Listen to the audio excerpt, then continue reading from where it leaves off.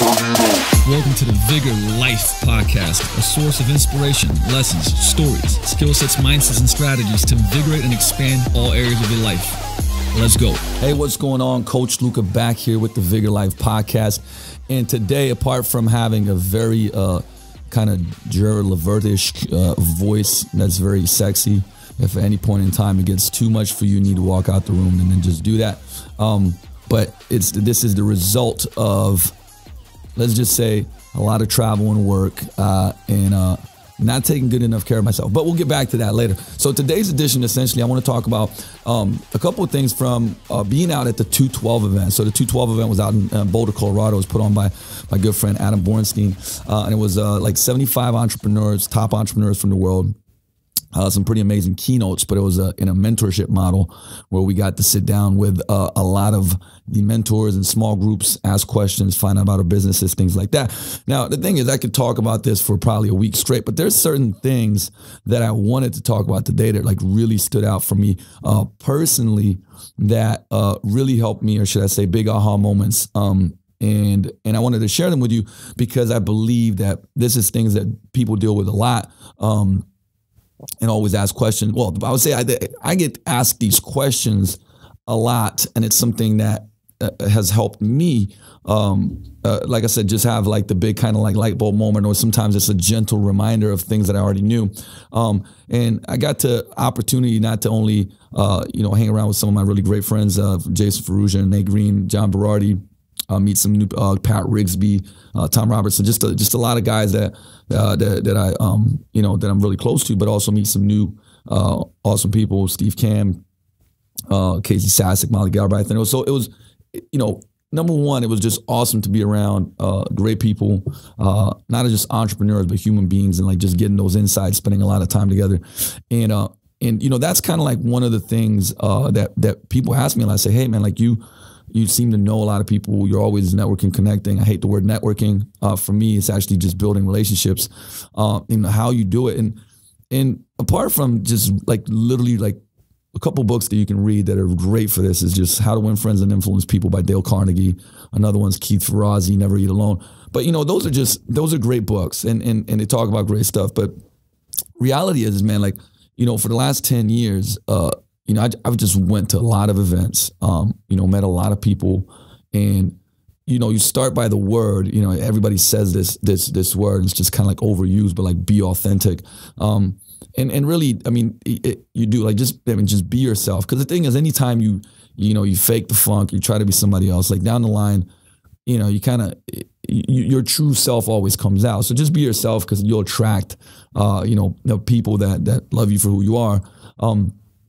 And always be given. I always started like with going to events, obviously investing into people. So think about it, right? If you, even if you came to somebody that you didn't know and said, hey, it's a pleasure to meet you, man. I just want to come up to you. I read your book and I got your DVD.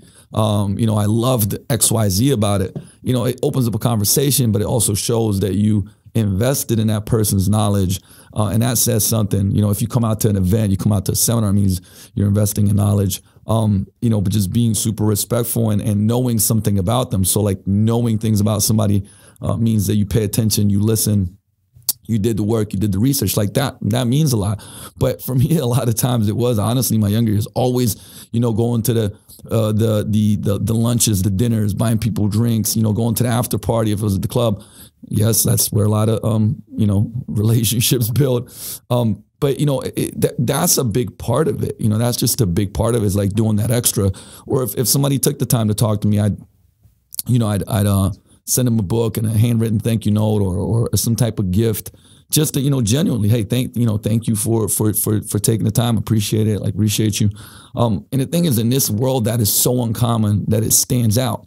And the thing is like it's crazy right now. I look back and it's crazy to me that people just don't do that more often. Like when you have a relationship that you appreciate and are grateful for, that you just do random things to go like, man, thank you so much for that. And it's not done enough. And imagine if, you did that more often for your mom or your brother and like, hey, I raised my hand here. I definitely don't do that enough when it comes to my family, honestly. And, but your relationships, your friendships, like I said, your mentors, your coaches, people you look up to, it would change so many things, because like I said, it's so uncommon that when you do something like that, I believe should be part of your life. It's on an ongoing basis. It stands out, right? And like I said, is this a tactic? Kind of, sort of, but really is just how I think people should be treated anyways. And I'm constantly working on this myself, but I can say that I've really improved over the last decade in doing that, and saying thank you more, and telling people I appreciate them and I'm grateful for them, and showing that with gifts. And like I said, it's more the thought of the gift, versus like the size of it or that it's expensive or all that stuff. It's more like the thought, the experience, the effort that goes into it. And people always appreciate that. And this goes for personal stuff, and it also goes for business stuff. I think, that's how some of, I would say, my best friends also, we do business together, and it's because of that reason, right? It's like there's the trust, there's the hard work, there's the effort, and it all came from what I just talked about, and building those relationships up. So that's kind of like I wanted to start with that foundation, that platform, because like I said, like Adam's event, essentially, like, when he put it on, there was like only 75 open spots. He never really truly marketed it, because he just reached out and was like, hey, I'm putting this on. It's going to be like, great. Here's all the people going to be there. Here's the concept. Are you in? And if you know any other people that would love it, bam. And, and it pretty much sold out in like no time. I know, and I didn't mention like Soul, my good friend Soul was out there.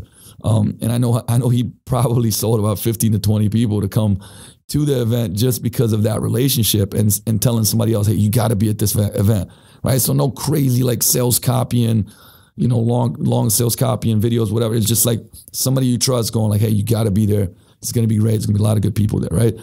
And I think that when you look at life, it really is a lot about, like, me and Jay Ferrugia, we always talk about this. It's like, the life is really about experiences and relationships. I mean, if you take that away, then, you could have any material thing that you want that you think that's going to make you happy, and it's just not. Like, you're just going to be there alone with no one you care about, experiencing things that make you feel the emotions that really kind of, that you're searching for in many ways, right? So always kind of zoom out and remember that those are two of the most important things in life, is relationships and experiences.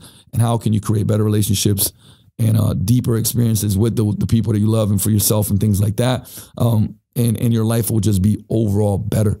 So I wanted to start with that. Number two, for me, one of the, especially right now, part of the reason that I have this raspy voice is kind of doing too much, right? It's like a lot of travel, a ton of work. I pulled my hamstring doing sprints on Sunday, which is like, I haven't done that in a decade or something like that. It's been a long time. But when I start having things like that, like nagging injury pops up, throw, all types of different stuff like that, it's usually because I'm overworked, I haven't recovered enough. And it's taken on a lot of different projects, right? And obviously these are passion projects, the stuff that I love. It's like I see opportunities, so I just go after it, and I say yes to too much. And one of the main things that kept coming up, talking to JB John Berardi, both in the mentorship, both at just going out to dinner and stuff, is focusing on your unique abilities. And you can you can literally Google this and go into Google and like put in unique ability test, and you can pop up and you can go through it and find out what yours are. And there's things like the DISC test as well and stuff, but the unique ability test is really good. And like find out what it is that like you're best at. What is it you're great at, and also then what do you love doing? Because the thing is, when you work in that zone of your unique abilities and what you love, one, you're happier. Two, you're going to get more shit done, and there's going to be stuff that moves, your life and your business forward. And like straight up, you'll just be less stressed out. It doesn't mean there's not going to be any stress or it's not going to be hard or whatever, but it's legitimately what will help your business grow, help you grow as a human being. And, as I started writing down all this stuff, I realized, holy shit, like there's a lot of stuff I'm doing that's not in my unique abilities. And then I go out, And, my natural tendency is to learn it, to do the course, do a seminar, hire a coach, and get better at it. And I don't think there's necessarily anything wrong with that, because I believe that, if you have a weakness that's a bottleneck is pulling you down, you should improve it enough to where it's not the bottleneck anymore. But you shouldn't necessarily make it, try to make it your biggest strength, because it's just not. That's not your unique ability. So play to your strength, put the most energy into your strengths, and then just bring the weaknesses up enough to where they're not holding you down. And sometimes that just may mean, bringing somebody in, outsourcing, somebody that loves doing that stuff that you hate doing, somebody that's amazing at the stuff that you're okay at. And this has been a constant struggle for me. And although I've become better at it, like right now, this point in time, I can definitely say that, it's kind of pulled me down, right? The more stuff that's going on, I'm like, all right, I'm going to do all this stuff. I'm going to make it happen. And it's wearing me out. And the work suffers. And if the work doesn't suffer, I suffer on a obviously physical and burnt out level. Now I'm saying this and I'm sharing this because I talk to a lot of people, whether entrepreneurs or whether you're just pursuing something in your career, in your life, and you got a bunch of stuff going on, and it's family, and you want to improve your fitness, and and like I said, job, career, all these different things, and you may be feeling like that, right? I was writing an email, like I had this legitimate like panic attack yesterday. I got hit with like this huge sticker shock of the permit for the city. Anyway, we went through all this stuff, and like it's been a while since I had like this crazy panic attack where I had to go home and like lay down. And I was freaking out like crazy, and pulled myself out of it. And I told a story in the email, but the point of it is, it's because of all of this overwhelm and spending too much time and too much energy in areas out of my unique abilities, right? So it's almost like, define what your unique abilities are, and then also define what you're not good at. Like, what is like your weakness, you know what I mean? And like I said, if you need to bring it up just enough to where it doesn't pull you down, like I do believe in that, like, get it good enough to where it's not pulling you down. But there's a reason why there's certain things that you just feel in a zone. Like you just feel like that's your natural flow, and you should spend a lot of time there, right? So that was a big aha. And I kept, every time, I had to talk about ideas, because like, my brain's always on ideas. Jay would be like, hey, reel it back in, your unique abilities, what are the things you need to focus on, right? So you can kind of see like that a lot of times, how we sedate, right? How we sedate is by creating complexity. What I mean by that, you got a lot of stuff going on. You have this simplicity of, okay, here's your unique abilities, work that. And then you just kind of like want to mess it up, right? Underlyingly, there's something going on. So you make things complex. And then you go like, oh, that shit was so hard, so I just couldn't do it, right? So that was a really big thing for me. And maybe, like I said, it's speaking to you, where maybe it's right now, like after this podcast, or maybe right now you just pull it up and you take the unique abilities test. And the reason is like, it's a pattern interrupt, right? You're going to do the test and it's like, oh shit, look how much time I'm spending outside of my zone of genius. Like I need to reel myself back in, or, maybe I need to seek help in this area. Because the reality is like, when you start like really narrowing down at what you're best at, what you love to do, what gives you the best return on investment, and return on investment doesn't need to be money. It could be happiness, fulfillment. It could be a lot of different things. A lot of great things start happening, right? It's like the analogy of the little circle, right? With the arrows going out. So if you're going into 100 different directions, you're only moving this much. So like if you're listening to this on audio, I'm showing like a small little thing with my fingers. That's all I'm doing, right? But if you put all that energy into one arrow or two, right, you move way further. And that's really what it comes down to. Like, and it was a big slap in the face, because I'm like, hey, I got a lot of arrows going on. I need to narrow this down to less arrows and bring somebody else in, and collabo, or like I said, outsource, or whatever it may be, partner, to push those arrows that is their, unique ability. So that's another thing that I wanted to talk about. And like I said, the aha moments, like, I wanted it to be like some shifts where you go like, man, damn, that's true, right? Because those two things are exceptionally important. Like, when do I find myself being happiest, really fulfilled, is, man, being around people I enjoy, the experience I do, when I'm learning, when I'm growing. So that's the relationship part I talked about. And then the other part is, the more time I spend doing what I'm best at, and improving that and like being kind of like building that mastery of the best things in my zone of genius. Bam. Right. And then number 3, it was like, I keep talking about, like you guys probably hear me talk about behavior change like all the time because everything loops back to it. And, this was another kind of thing that we talked about out in Boulder, with JB, like where everything is going, like where's the fitness industry going, nutrition going, where are other things going? It's like, now even like the bigger companies, the Nikes, the Apples, the Amazons, like they're realizing the behavior change is like, I hate doing the parentheses going like, hey, the next thing, because it is the thing, you know what I mean? Like how we change as human beings. It's like the science of behavior change. And, a lot of people talk about, hey, you got to set goals, right? Setting goals is really important. Absolutely correct. Setting goals is extremely important, right? But if you just set a goal, like what then, right? And then sometimes it's like you got to prepare for that. Okay, I talk about that too. It's like it's important, but that still doesn't it's not the path to success. You can do both of those and not succeed. So really, and once you set a goal, every single goal is made up of skill sets, right? And those skill sets are made of practices. So if you look at anything that you wanted to achieve in life, spending more time with your family, that's your goal. Okay, what are the skill sets that you need to build? It's probably like managing time better, right? Managing energy better. And we could break that down into daily practices, right? Turning off your phone 20 minutes before you come home, meditating in your car for 4 or 5 minutes so that you come home clear, ready to, see the family. So we could break those practices down and go like, okay, how can we practice this on a daily basis to build the skill set to achieve our goal? Same thing with nutrition. Here's our goal, right?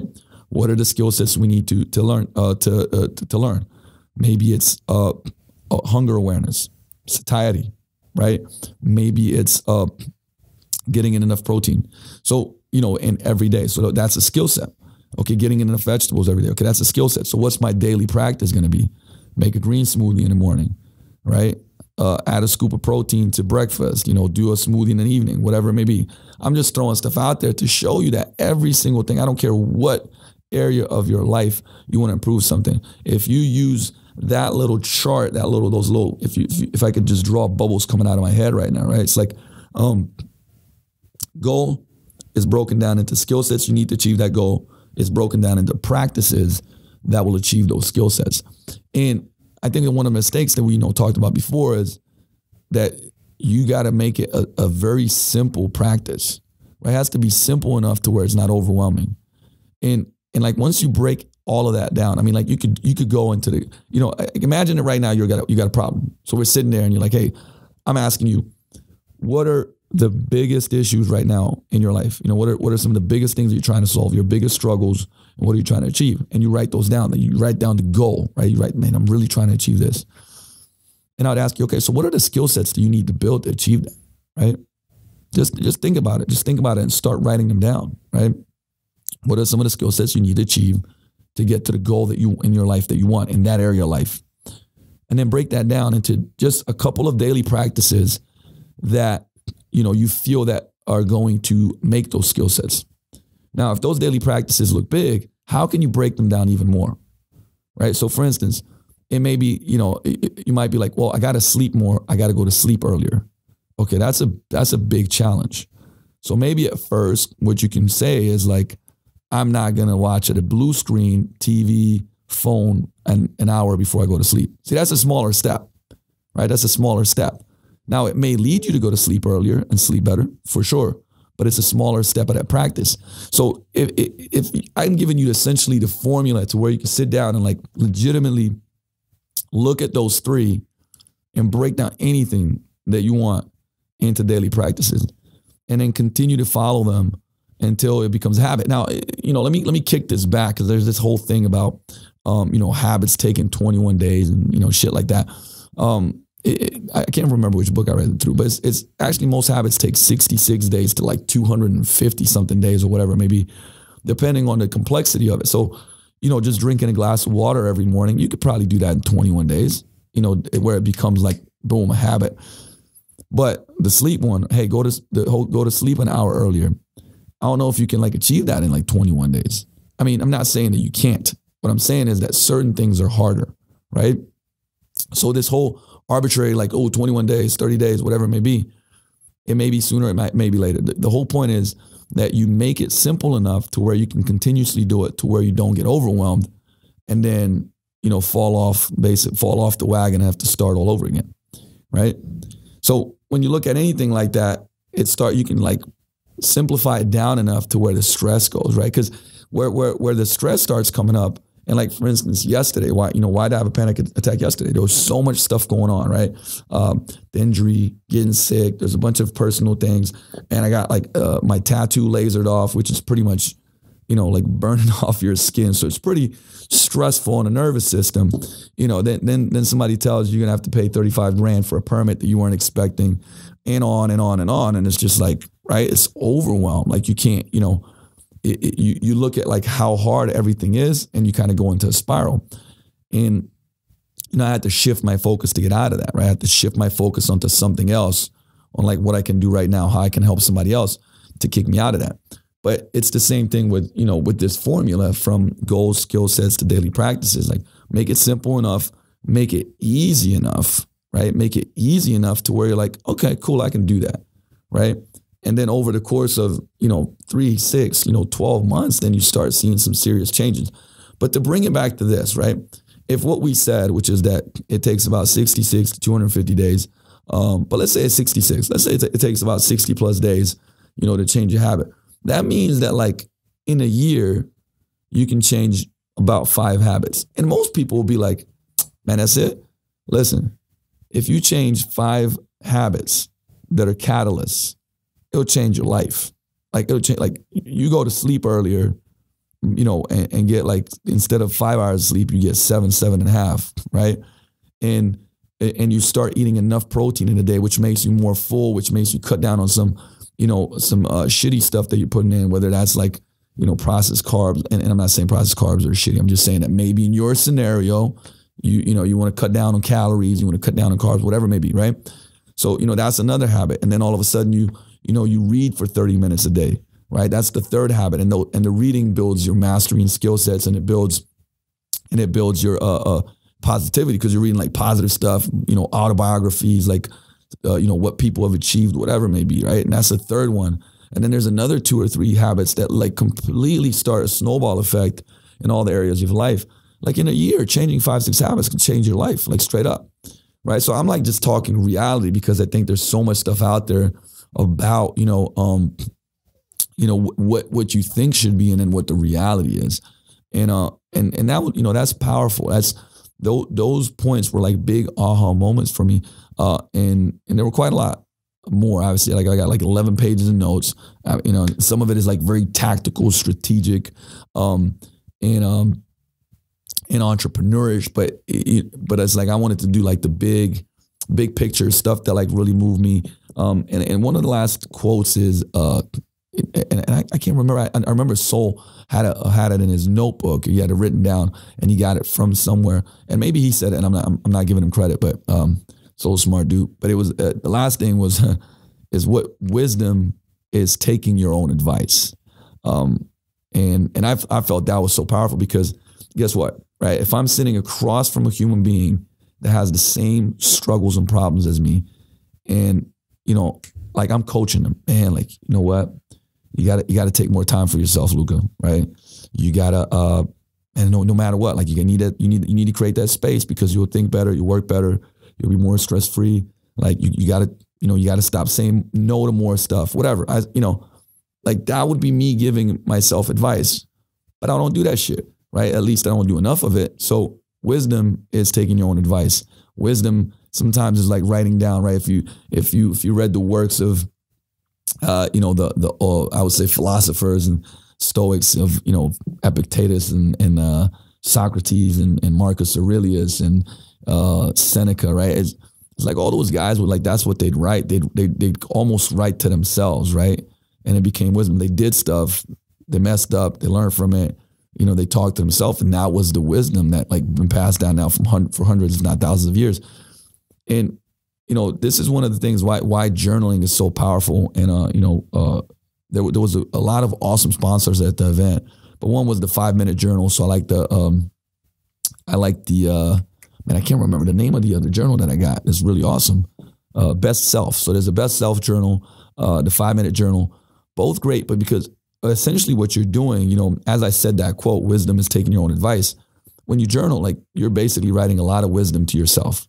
And, you know, one of the things that I don't think it's a bad habit. I read a lot. I'm a voracious reader. I read 2 books a week, have for 3-4 years now, you know, sometimes more, but is writing more, you know, writing more of my thoughts, you know, to myself about the experiences in my life and things like that. I write, but not enough, you know, and that was a big aha moment. And I would, first of all, if you're not reading, read more. You know, don't let this be the whole thing. Well, Luka said you need to listen, read, right? Like, reading is fucking it's basically tapping into other people's wisdom and knowledge. But at the same time, like, you got to tap into your own. You know, you got to listen to your own voice.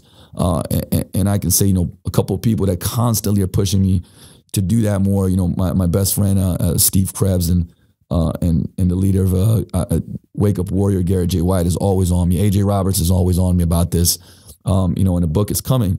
But you know, that's part of it. Is like, sometimes you just need the right reminder, and that was it for me. And hopefully it is for you too. You know, when people do give a lot of judgment and advice to others, it's a form of sedation, right? Like, oh man, you should do this, you should do that, but you're not taking your own advice, which is wisdom. You know, so you know, maybe it's like, I know I look at myself in the mirror and I go like, shit, am I giving this advice, but I'm not taking it myself? And if that's the case, I mean, that's, you know, if you can be aware enough of it, it's huge, right? And you know, I can definitely say I'm more aware of it, and it's a constant kind of like, I would say, journey to get better, right?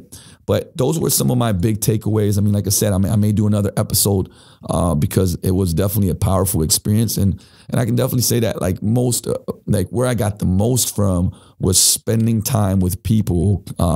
You know, when we went on a hike, like I said, one morning we went on a hike. Every night we went to dinner. You know, we had some edibles, you know, because we're out in Boulder, and obviously it's legal there, and that was pretty amazing. We were talking about how that is beneficial for entrepreneurs. Maybe we'll do another episode on that one with some experts on it. But the point of it is that, you know, the best times, you know, because I'm going to loop it back to the beginning of this conversation about relationships, right? You really most of the time get the best kind of like knowledge and the most value in the times when the seminar's not going on, in the hallways, at lunch, dinner, breakfast, you know, going to the gym with someone, having these deep conversations, going on hikes, whatever it may be. So, you know, make sure that you're doing that. Make sure that you're doing that, because, like, seriously, there's conversations that can shift the course of your life. You know, that might sound a little pushy, but it's happened for me. So, you know, I hope that this episode with my sexy ass raspy voice, maybe it made this voice is making you more subliminal, and it's going deeper into your psyche or something. And if that's the case, man, I might have to figure out how to keep it up. But I hope you love this episode. Like I said, just sharing some of the knowledge I got from the 212 event out in Boulder.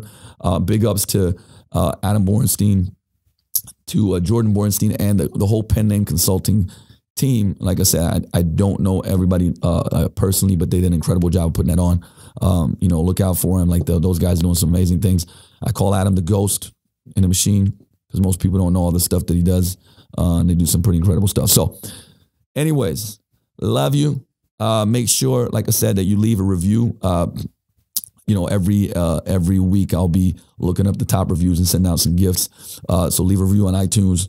Make sure you check us out on YouTube and follow too, so that you get the episodes. And if you got any questions that you want to ask for the next episode, for any episode, just shoot them over to Luka, Luka, at hocevarperformance.com. I'm going to spell that just in case. So it's my last name, performance.com, HOCEVAR performance.com. Love getting the questions. You know, we're going to do definitely a lot of the podcasts just talking about, you know, just answering the questions that we get, quick fire rounds, and like maybe even longer ones. So love you. See you in the next episode. Peace out.